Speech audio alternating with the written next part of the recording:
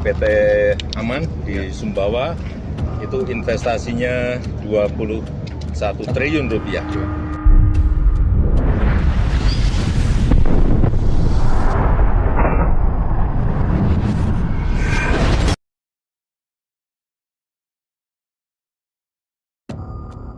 Presiden Jokowi meresmikan 2 PT smelter di Indonesia, yaitu PT Aman Mineral Internasional di Sumbawa dengan total investasi 21 triliun rupiah dan PT Freeport Indonesia dengan investasi 56 triliun rupiah.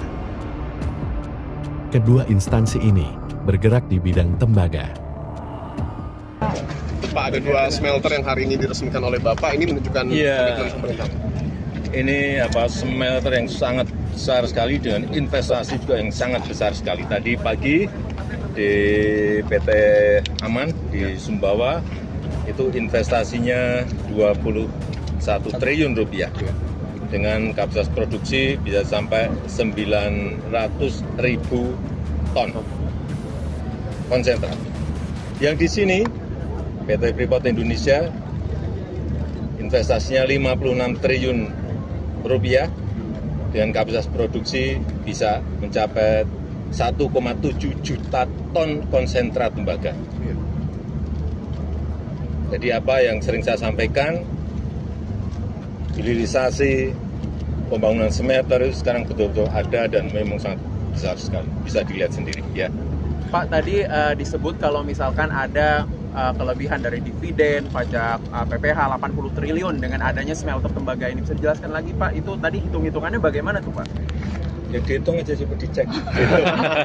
Pajak daerahnya berapa yang ke Papua dan kabupaten-kabupaten yang ada di sana.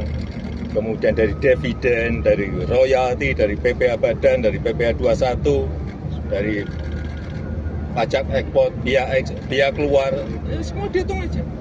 Tolong dihitung. Pak, terkait dengan penambahan saham 10% untuk Freeport itu kelanjutan? Masih dalam negosiasi. Dulu saat kita mengambil 51%, itu juga negosiasinya juga tidak sebulan, 2 bulan, 3 bulan, tahunan, alot. Bukan hal yang gampang, hal yang sangat, dan saat itu memang banyak yang sudah pesimis, tapi saya masih optimis bahwa akan kita dapatkan 51% saham mayoritas. Ini masih proses, nanti tanyakan prosesnya ke Pak Menteri SDM. Tapi saya minta memang secepatnya harus di-clear-kan, karena smelternya juga sudah jadi, dan ini adalah milik Indonesia. Ya. Pak, tadi di sambutan juga Bapak bilang bahwa ini baru awal Pak, artinya harus ada smelter yang banyak gitu di Indonesia. Sudah dibicarakan dengan Pak Prabowo Pak hal ini, hilirisasi? Besok juga akan kita resmikan smelter untuk boksit yang menghasilkan aluminium di Mempawah, Kalimantan Barat.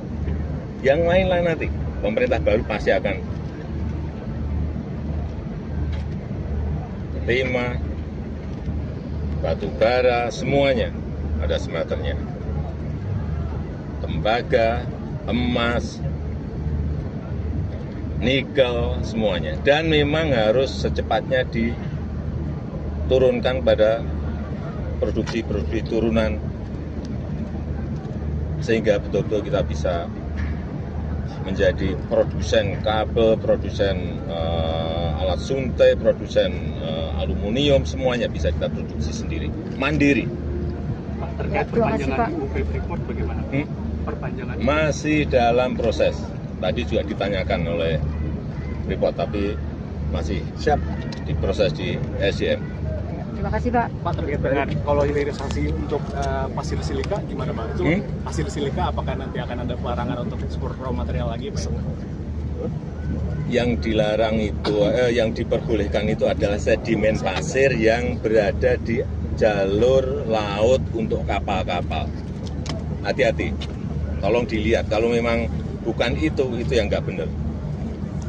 Karena kita butuh, semuanya akan kita hilirisasikan. Pasir, silika, dan lain-lainnya. Termasuk yang ini tadi disinggung mengenai semikonduktor oleh Pak Erick Thohir. Itu juga menjadi incaran kita agar karena